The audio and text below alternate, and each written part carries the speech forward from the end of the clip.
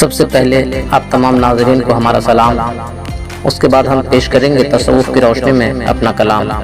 آئیے تو ہم پیش کرتے ہیں تصوف کی روشنی میں تعزیہ کی حقیقت اور امام حسین علیہ السلام کا آخری سجدہ کا آخری ایپیسوڈ عرض داست۔ چونکہ سعودی علماء اپنے صاحب مزاج سے اپنے خطابوں، اخباروں اور تقریروں میں فرما رہے ہیں کہ قبروں کو اکھاڑ پھینکو، سعودی حکومت پر واجب ہے کہ قبروں کو اکھاڑ پھینکے وغیرہ وغیرہ۔ ظاہر مسلمان گمراہ صوفیوں اور شیطانی پیروکاروں نے بدعت کے مختلف طریقے رائج کیے، اللہ ان کو ہلاک کرے۔ یعنی ظلم و زبردستی کی جو شریعت زمانہ جاہلیت میں چل رہی تھی، اسی شریعت کو شیخ احمد بن حضر پیش کر رہے ہیں۔ جیسے وہ اپنی شاہی شریعت کا فرمان لکھتے ہیں، نمبر 1 کہ شرک و بدعت کو دیکھتے ہی فوراً مٹا دو، یہ اول درجہ کا ایمان ہے۔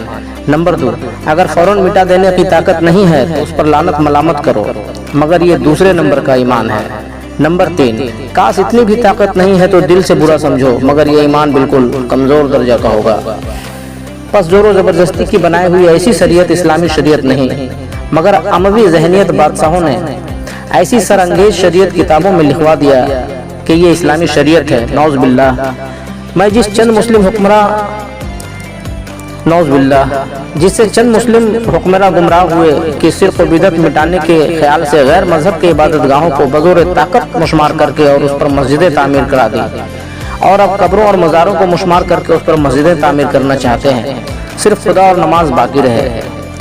مگر اکھاڑ پھینکو کی اس تحریک سے ایسا بھی سنگین وقت برآمد ہو سکتا ہے کہ خدا نماز کو بھی اکھاڑ پھینک دیا جائے۔ لہذا دنیا کے تمام مسلمانوں کو سوجھ بوجھ سے کام لینا چاہیے۔ کسی سرانگیز شریعت یا شیخ احمد بن حضر کی اشتعال انگیزی میں ہرگز نہ آنا چاہیے، کیونکہ اسلام رحمت ہے، ظالم و ستمگر نہیں۔ پس سعودی وہابی مسلمانوں سے ہمیشہ ہوشیار رہنا چاہیے، جس کے متعلق حضور سرکار دو عالم کی پیشن گوئی ہے کہ خدا اور نماز کو ماننے کے باوجود بھی مسلم جماعتوں میں کچھ ایسے ہیں جو اصول محمدی صلی اللہ علیہ وسلم کے خلاف چلیں گے۔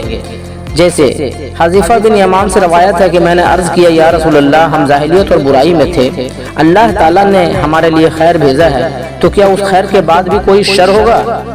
حضور صلی اللہ علیہ وسلم نے فرمایا، خدا اور نماز ماننے والی جماعتوں میں کچھ ایسے لوگ ہوں گے جو میرے طریقے کے خلاف چلیں گے، ان کی بعض باتیں تو اچھی نظر آئے گی اور بعض باتیں بری نظر آئے گی۔ جو کوئی ان کی دعوت کو قبول کرے گا وہ اس کو جہنم میں ڈال دیں گے۔ وہ ہماری ہی عربی قوم سے ہوں گے اور ہماری ہی زبان میں گفتگو کریں گے۔ ان جماعتوں سے علیحدہ رہنا، خواہ درخت کی جڑ چبانی پڑے اور اسی حال میں بھوکے مر جائے۔ از حدیث بخاری جلد سوم 739 1963۔ اس حدیث کی روشنی میں امت محمدیہ کو کھلی ہدایت ہے کہ ان جماعتوں سے علیحدہ رہنا چاہیے جو برائے نام خدا اور نماز کو منوا رہے ہیں اور محمدی عظمت کو گھٹا رہے ہیں۔ گو کہ اگلی بعض قومیں اسی طرح گمراہ اور ہلاک ہوئی جو خدا اور نماز کو مانتے اور اپنے پیغمبروں کی توہین کرتے تھے، جس کے متعلق حدیث ہے، تم سے پہلے کی قومیں کثرت نکتہ چینی سوال اور انبیاء کے اختلاف کے سبب ہلاک ہو گئی۔ از حدیث بخاری سوم صفحہ 812 128۔ موجودہ مندرجہ بالا فرمان رسول سے یہ ثابت ہے کہ خدا اور نماز ماننے والوں میں کچھ ایسے لوگ ہوں گے، وہ ہماری ہی عربی قوم سے ہوں گے اور ہماری ہی زبان میں گفتگو کریں گے۔ ان جماعتوں سے علیحدہ رہنا۔ حدیث شریف کی اس روشنی سے ثابت ہے کہ عربی قوم یا عربی زبان نام اور پوشاک سے خوفزدہ نہیں ہونی چاہیے۔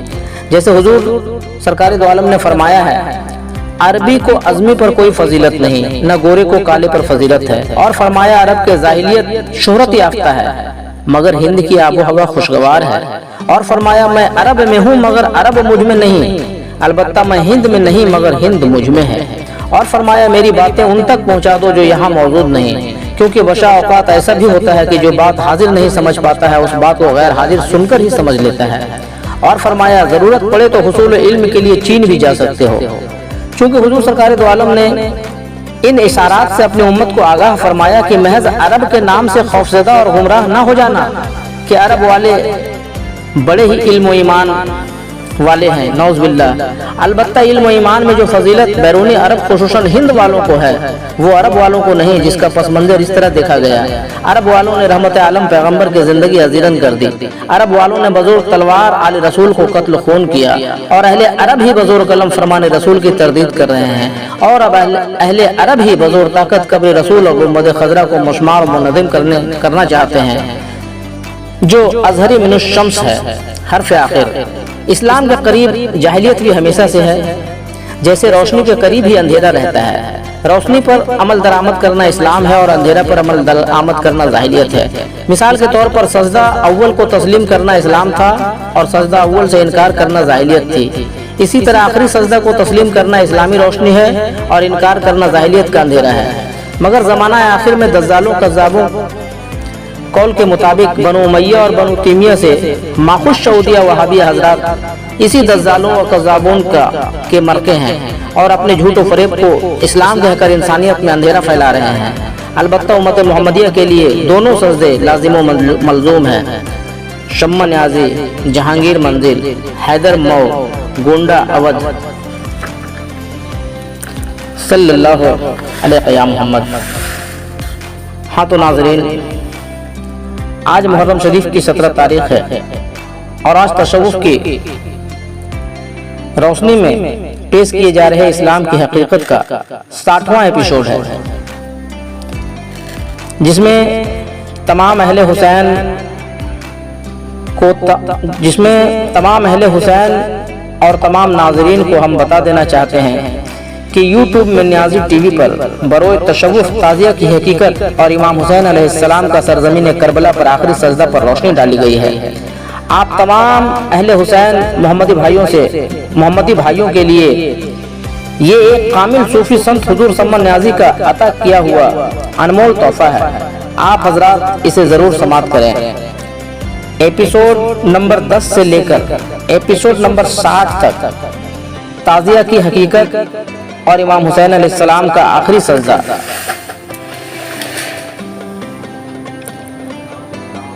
سرزمین کربلا میں ادا ہوا پیش ہے، اور اب آگے اسی طرح اسلام کی حقیقت پر روشنی ڈالی جائے گی۔ موضوع ہوگا تفرقہ اسلام 72 فرقے۔ جی حضرات، ہاں تو ناظرین، اب ہمیں دیجیے اجازت، ہم پھر جلد ہی آپ کی خدمت میں حاضر ہوں گے تصوف کی روشنی میں لے کر تفرقہ اسلام 72 فرقے۔ آپ حضرات ضرور سماعت فرمائیں گے۔ اور آخر میں آپ کا نیاز مند خادم اور بھائی آپ تمام ناظرین سے عزیزانہ گزارش کرتا ہے کہ ہمارے اس محمدی پیغام اور کلام کو زیادہ سے زیادہ شیئر کریں اور ہر ایک محمدی پیغام آپ تک سب سے پہلے پہنچے۔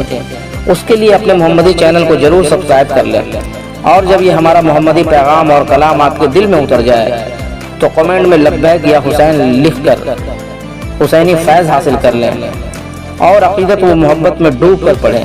صلی اللہ علیہ یا محمد وآلہ وسلم۔ ناظرین، ہم پھر ملیں گے اگلی ایپیسوڈ میں، تب تک کے لیے اللہ حافظ۔